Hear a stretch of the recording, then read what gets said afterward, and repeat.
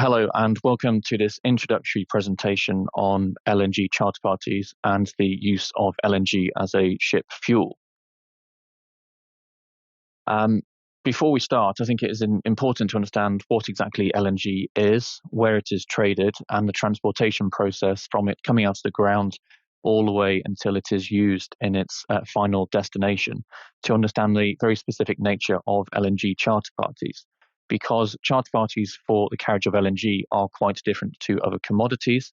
They tend to be much longer, much more heavily negotiated, and they do contain terms which are specific only to LNG.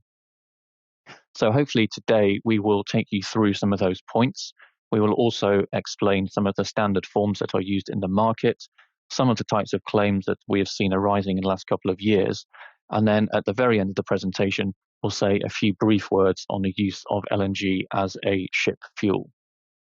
Just looking at a few other major topics or particular specific issues which arise in the context of LNG charter parties. The first is the concept of primary terminals.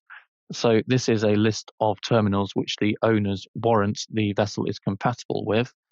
The owners will want to only give that warranty at the time of entering into the charter party, whereas the charterers will try to push for that warranty to be continuing throughout the duration of the charter party.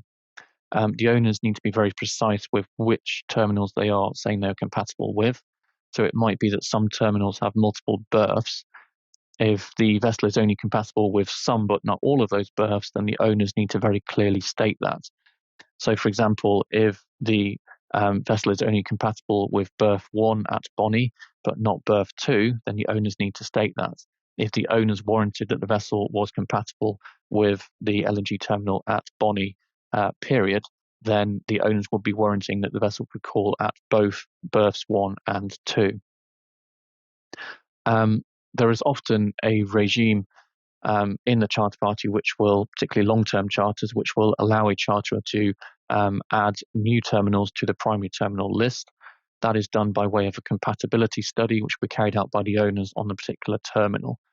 If you're dealing with a long-term charter, then the owners may well give the charterers a certain number of compatibility studies each year or for the duration of the charter party for free, and anything over that the charterers will have to pay for.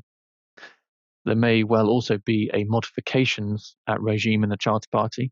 So if one of those primary terminals changes physically, which means the vessel can no longer easily call at that particular terminal and so is not compatible, then there can be a regime where the parties can agree to try to modify the ship if possible in order to maintain that compatibility. Alternatively, the terminal may be removed from the primary terminal list.